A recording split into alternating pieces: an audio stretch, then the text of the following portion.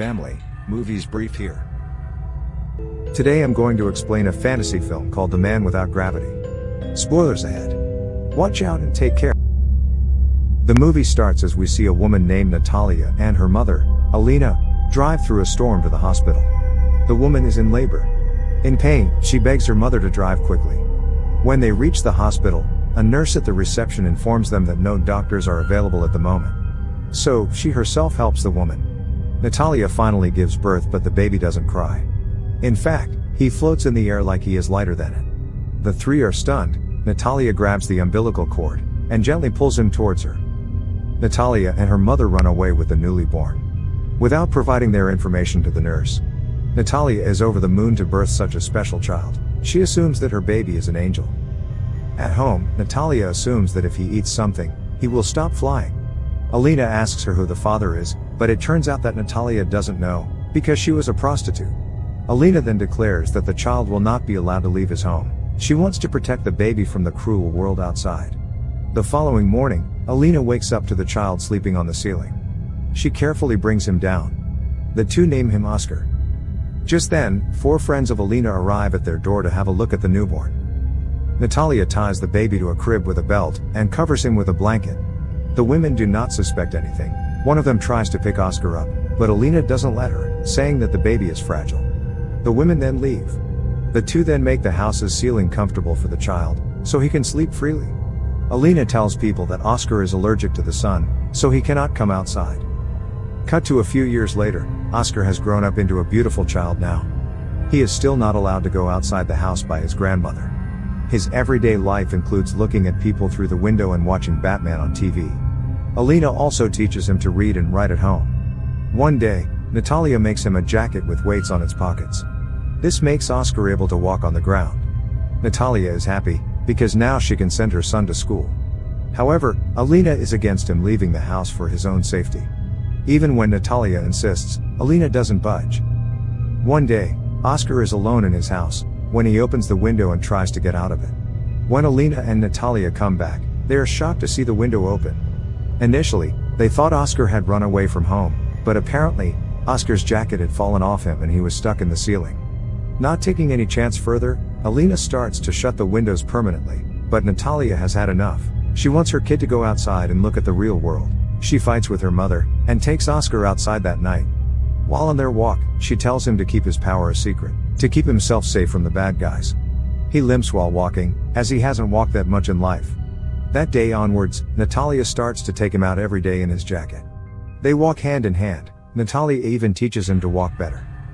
One day, Natalia and Oscar are shopping, when she leaves Oscar outside a store.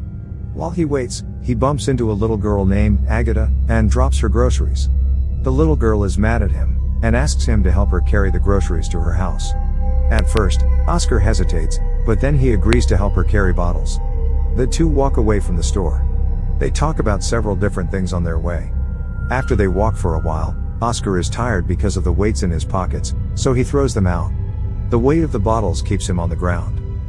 But when they reach Agata's home, she asks him for the bottles. Knowing that he will fly away without them, Oscar refuses. The two tug the bottles and eventually drop them. Since the weights are gone, Oscar flies up, but thankfully is stopped by a roof. The little girl assumes that he is a superhero, and watches him in awe.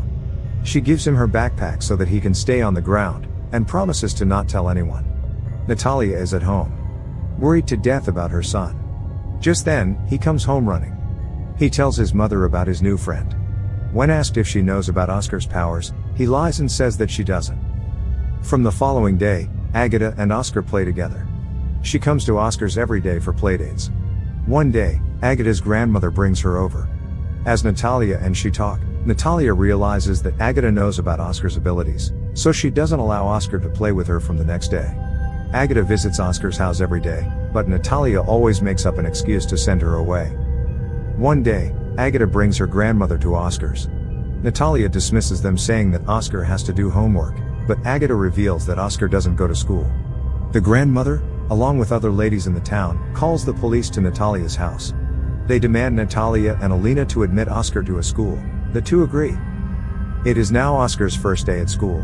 Natalia takes him in, but realizes that the kids are supposed to keep their backpacks and overcoats outside.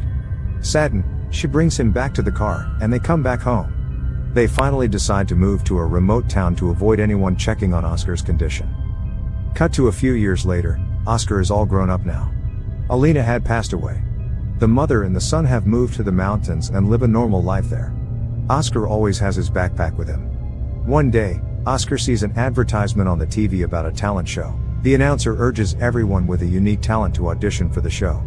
He wants to take part in the show to showcase his talent, so he decides to leave the town without telling his mother. A few days later, Oscar is at the talent show where he shows everyone his flying abilities. Everyone is amazed. Some assume that Oscar is an angel. Oscar attracts the attention of a talent scout named David, who offers Oscar to be a celebrity. David tells him that he will be called to TV shows to showcase his talent. Oscar's biggest dream is to have a book written about him, and David promises to make that happen. Without hesitation, Oscar signs a contract with David. Then David gives him the title A Man Without Gravity as his stage name. After signing the contract, David gives him a luxurious house as a gift. He wants his mother to stay in the house as well, but David forbids it. The next day, Oscar starts performing on TV shows and appearing as a model in magazines.